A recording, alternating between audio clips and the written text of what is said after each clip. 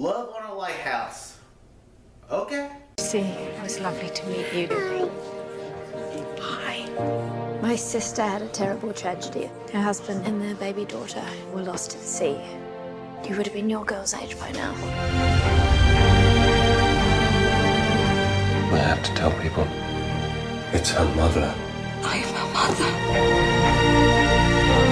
What? Between the Oceans. Alright, so like Between the Oceans, it's a movie starring Michael Fassbender and Alicia Vikander. It's directed by, I forget his name, but he's the guy who did Place Beyond the Pines and Blue Jasmine.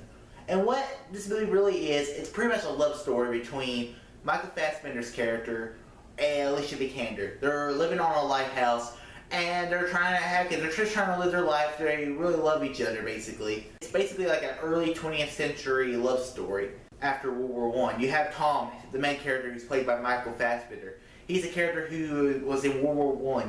He's tired of war. He's like, I don't know why I survived. So he has survivor's guilt, so he wants to live in isolation on a lighthouse, where he falls in love with the girl Alicia Vikander. They get married and they live on the lighthouse together. And what they want is they want to have kids, but they keep having trouble having kids. And until a little baby comes to shore in a little carriage, and they decide to hide the baby from their real mother, and they raise a kid. And that's basically the premise of this movie.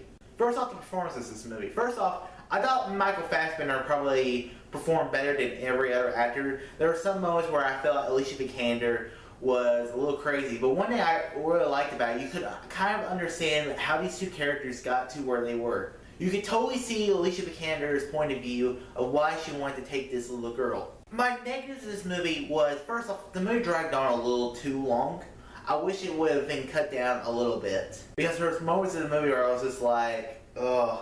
And really, a lot of the movie is a bunch of montages. The biggest praise I could say to this movie is it's just the film in itself. I listened to this guy's interview on Smo's No, and basically what he said what he did on filming was he closed Alicia Vikander's eyes, allowed her to show her the set the first time. They filmed her just exploring the set around, and that's just an incredible filming to actually capture someone's joy of being on set for the first time. That's incredible. To use that for a movie? A bit nuts, yeah, but I kind of like that in filmmakers. Overall, Light Between the Lighthouse, is it a great movie? No, it's not as good as I was hoping it was going to be. I was really looking forward to this movie when I first saw the trailer a few months ago. But I'm not saying this is a bad movie. It does move a little slow. If you don't like slow movies, you're probably not going to like this movie. But the performances are fine. Michael Fassbender is good in this movie. Alicia Vikander is good in this movie. The one who plays the mom, she does really good in this movie. The little girl's a little adorable too.